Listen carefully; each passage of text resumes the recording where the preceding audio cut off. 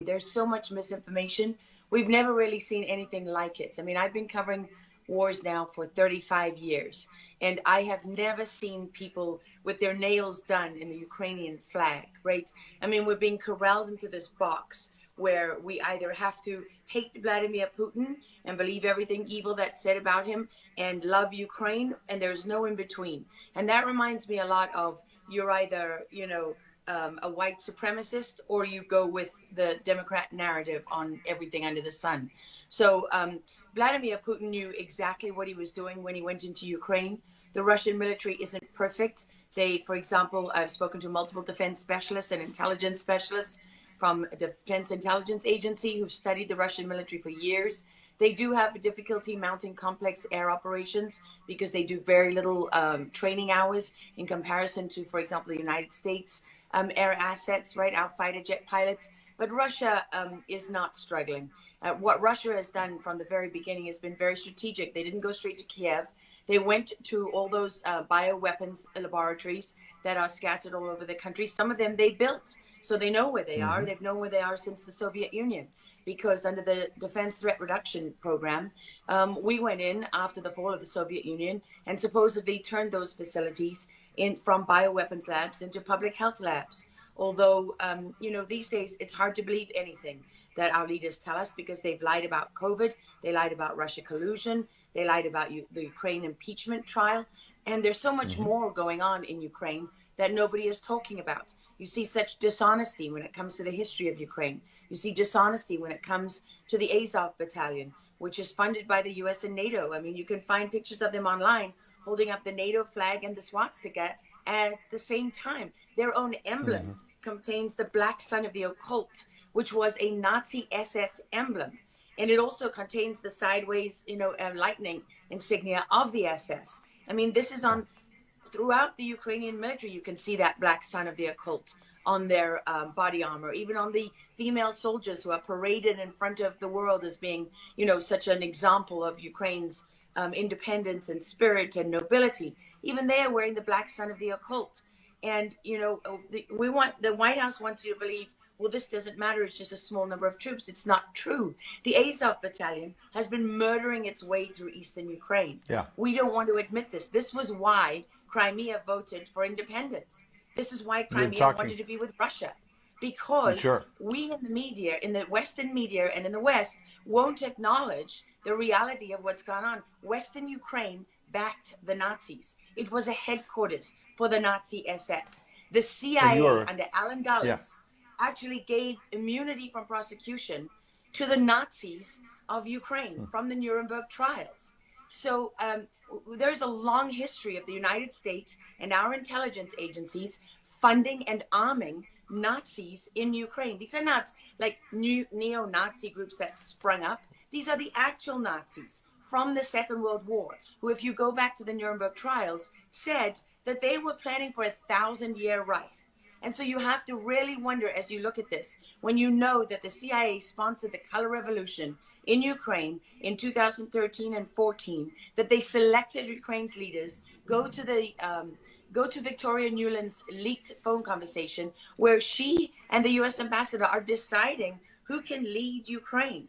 I mean, there's as much interference here as you could possibly imagine before you even get to Hunter Biden, Nancy Pelosi, John Kerry, and Mitt Romney, and all of their children who are employed, who earn millions from Ukrainian gas companies. Jump in. Yeah, I wanted to bring up the fact that President Zelensky is Jewish, and I don't know exactly how this factors in, but there's some very interesting points in what you're saying. And looking at this, you could think it's political theatrics. You made a very good point at the beginning that you think that Putin is in control. And I actually want to play something that Jen Psaki said, because it seems that the White House is actually echoing that sentiment. Watch this. Well, the end game is really a question for President Putin. We have completely crushed his economy. We have provided military assistance, humanitarian assistance to the Ukrainians, enabling them to fight back for far longer than the Russian leadership anticipated. And again, he has to determine what the path forward looks like for him. Thanks, everyone. He's determining what this looks like, and I think that's a lot of what you said, Laura. I'd love to get your thoughts on that, what you just watched. What troubles me about the moment that we're in is that we have such a selective and a narrow reading of history. You know, President Zelensky may be Jewish, but he's not the only one in this who suffered during the Second World War, whose ancestors suffered, right? I mean, look at Putin. How many relatives did he lose in the siege of St. Petersburg? People don't know their history. They don't know what made Vladimir Putin. And I'm not I'm not defending him. I don't need to defend Vladimir Putin. My job as a journalist is to try to understand what is the truth here. I don't like being lied to.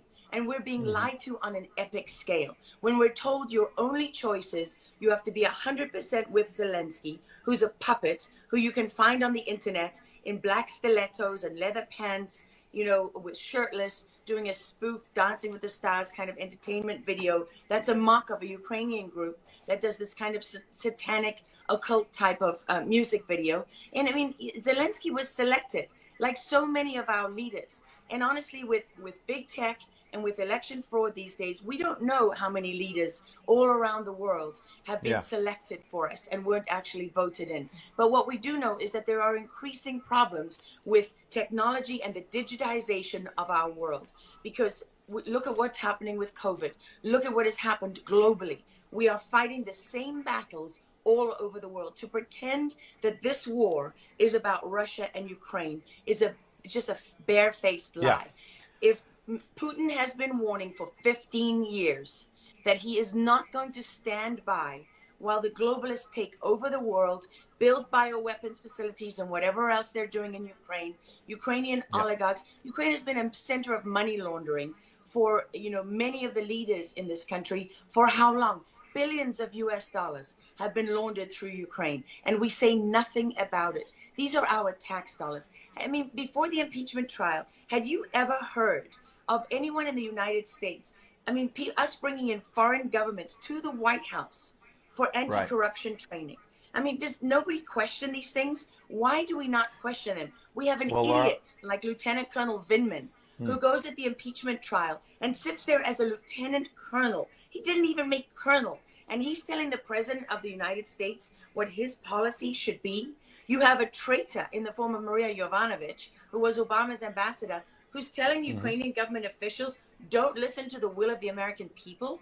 Don't listen to the election results. We are the true leaders of America. I mean, and then people object when the woman isn't even fired. She's given a cushy job for life at Georgetown University at the expense of the U.S. taxpayer. And we're told that the president of the United States cannot say to his foreign counterparts, you know, that we want you to look into something. But Joe Biden, he can withhold as much aid as he wants to. I mean, there's so much hypocrisy and dishonesty here, and Ukraine is at the center of it all.